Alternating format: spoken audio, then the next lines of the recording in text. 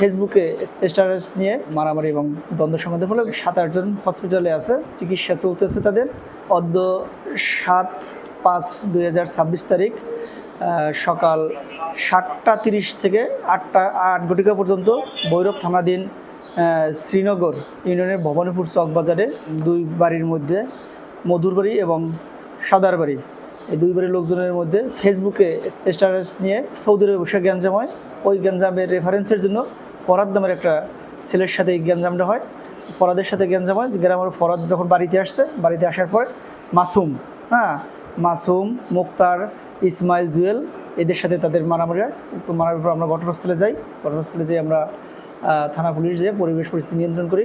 7-8 জন হসপিটালে আছে, চিকিৎসা চলতেছে তাদেরকে বলা হয়েছে লিখিত অভিযোগ দিলে পরবর্তী আইনগত ব্যবস্থা গ্রহণ করা হবে। সৌদি আরবে বসে একটা ফেসবুকে স্ট্যাটাস দেয় ফরাদ এবং আনোয়ারের ভিতরে। তখন সৌদি আরবে বসে মারামারি হয়।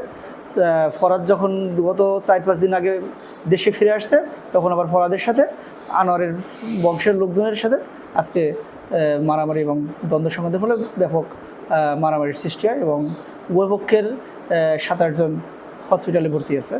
এখনও পর্যন্ত কোনো লিখিত অভিযোগ পাওয়া যায় নাই। লিখিত অভিযোগ পাওয়া গেলে আইনগত ব্যবস্থা গ্রহণ করা হবে।